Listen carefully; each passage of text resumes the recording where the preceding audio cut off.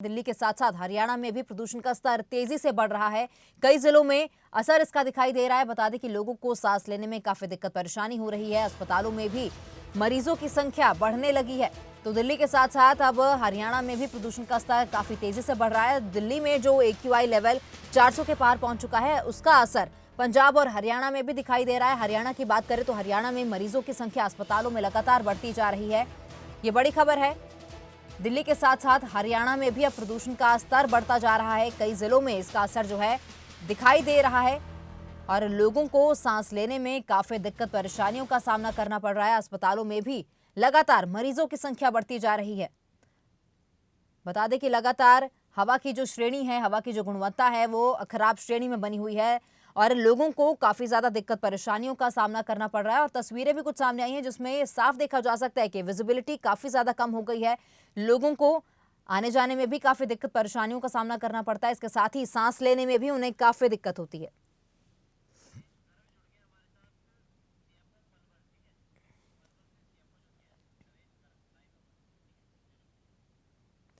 और ज्यादा जानकारी के लिए हमारे साथ CMO जो हैं पलवल से नरेश गर्ग लाइव जुड़ चुके हैं, उनका रुख करेंगे।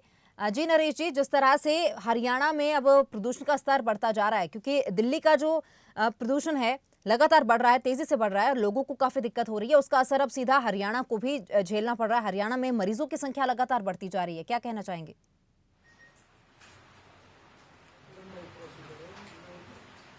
हाँ जी मैडम, ये जो दिल्ली में लगा जो पलवल में और हरियाणा का जो इलाका है, उसका असर दिल्ली के जो असर लगातार आ जा रहा है। हमारे पास लोग आंखों में जलन के, सांस के, COPD के मरीज लगातार बढ़ रहे हैं। और ये जो एयर पोल्यूशन क्वालिटी खराब होने से इसका लॉन्ग टर्म इफेक्ट भी रहता है, शॉर्ट टर्म इफेक्ट भी रहता है। शॉर्ट टर्म के अंदर जो सांस के मरीज हैं, उनको सांस लेने में दिक्कत आती है। उसको अपने COPD के मरीज हैं, उनका ब्रेथलेसनेस हो जाती है। लॉन्ग रन के अंदर ये ऑलमोस्ट सभी बीमारियां जो है वो करती है। जैसे कैंसर का खतरा बना रहता है, डायबिटीज का खतरा बना रहता है, स्ट्रोक का खतरा बना रहता है। ये ऐसी कोई बीमारी नहीं है जो पोल्यूशन खराब होने की वजह से शरीर को इफेक्ट ना करेगी। ये एक बड़ी खतरनाक स्थिति है इस समय हमारे यहाँ पर। जो NCR का पूरा एरिया है, पलवल है, गुड़गांव है, फरीदाबाद है, ये आपके नोएडा है, इन सब के अंदर स्थिति बड़ी भयानक स्थिति चल रही है। इसके लिए जल्दी से जल्दी एक्शन लेने की आवश्यकता है। जी नरेश जी, बिल्कुल, क्योंकि असर जो है हरियाणा में भी इसका दिखाई दे रहा है। तो हरियाणा के कौन कौन से ऐसे क्षेत्र हैं जहां पर इसका असर ज्यादा दिखाई दे रहा है?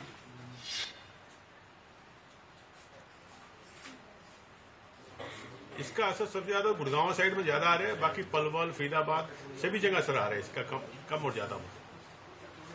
ग्रामीण एरिया में थोड़ा कम आता है, शहरी एरिया में ज्यादा आता है, क्योंकि शहरी एरिया में पोल्यूशन वैसे भी ज्यादा होता है। ग्रामीण एरिया में थोड़ी ग्रीनरी होती है, उसका असर कम आता है, लेकिन मोर और लेस असर सब जगह ही है इसका। तो किस तरह के कदम उठाने की जरूरत है? पब्लिक से यही कहना चाहेंगे कि इसका में कम से कम बाहर निकले। जी जी नरेश जी, पूछना चाहूंगी कि किस तरह के कदम उठाने की जरूरत है, क्योंकि दिल्ली में भी OD1 जो है लागू कर दिया गया है। हरियाणा में अब किस तरह के कदम उठाए जाने चाहिए?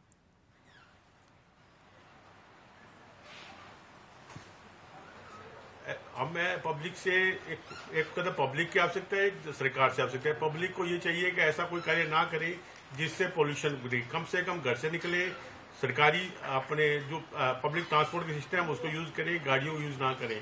जिनके यहाँ पर कंस्ट्रक्शन वर्क का चल रहा है, उससे ही पोल्यूशन होता है। कंस्ट्रक्शन वर्क ना करें और जब भी निकले मास्क लगा कर निकलें। और इससे जो पब्लिक लेवल पर जैसे जो आग लगाते हैं, कूड़ा करकट की आग लगाते हैं, वो आग ना लगाएं। सरकार को इसलिए जो पराली वगैरह जो जलाई जा रही है जिस एरिया में, उस पर ना सख्त कार्रवाई करे ताकि लोग पराली ना जलाएं। कंस्ट्रक्शन पर ना रोक लगानी चाहिए। और जो अभी E4 और E6 की बात करें तो जो पुराने व्हीकल जो हैं उन पर भी कुछ टाइम के लिए रोक लगा देनी चाहिए ताकि ना मिनिमम इमिशन हो। और हमें पब्लिक को चाहिए इलेक्ट्रिकल व्हीकल को ज्यादा यूज करना चाहिए। जी जी नरेश जी, तो किस तरह से अब जिस तरह से लगातार मरीजों की संख्या भी अब अस्पतालों में बढ़ती जा रही है, किस वर्ग के लोगों को सबसे ज्यादा परेशानी हो रही है? किस वर्ग के लोगों को अस्पताल में भर्ती कराने की जरूरत पड़ रही है?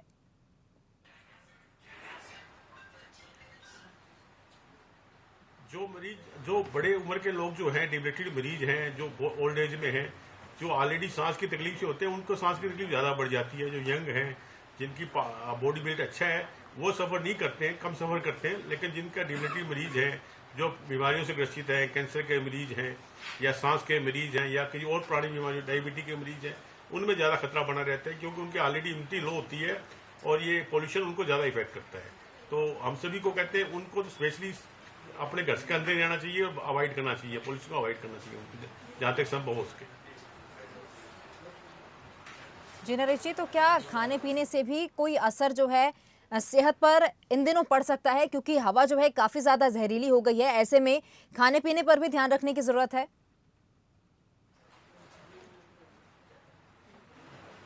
खाना हम हमेशा हेल्थी खाना, हम उसमें कोविड के टाइम ये कहते हैं हेल्थी खाना से ना बॉडी की जनरल इम्यूनिटी अच्छी होती है। हम लोगों का खाना जो है, जैसे हरियाणा के अंदर थोड़ा घी पर ज्यादा जोर देते हैं, जबकि हम लोग कहते हैं घी पर ज्यादा जोर देने के लिए बैलेंस डाइट खानी है। उपयुक्त मात्रा में प्रोटीन हो, विटामिन हो, मिनरल्स हो, फैट हो, कार्बोहाइड्रेट हो, वो ऐसी सबकी उपयुक्त मात्रा में हो। तो हेल्थी खाना खाएं, एक्सरसाइज करते रहें ताकि शरीर के अंदर अपनी इम्यूनिटी अच्छी डेवलप रहेगी। अच्छी डेवलप रहेगी तो हम शारीरिक रूप से इन चीजों से लड़ सकते हैं।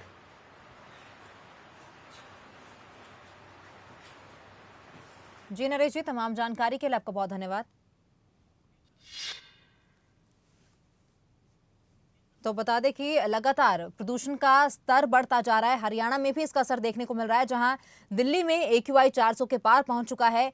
कई जगह ऐसी है जहां पर 450 के पार AQI लेवल पहुंच चुका है और हरियाणा में भी इसका असर जो है दिखाई दे रहा है। हरियाणा में भी जो हवा है वो जहरीली हो गई, जिसके कारण लोगों को काफी दिक्कत परेशानी हो रही है। नोएडा की बात की जाए तो नोएडा में जो है तकरीबन 400 AQI दर्ज किया गया। नई दिल्ली में AQI 474 दर्ज किया गया।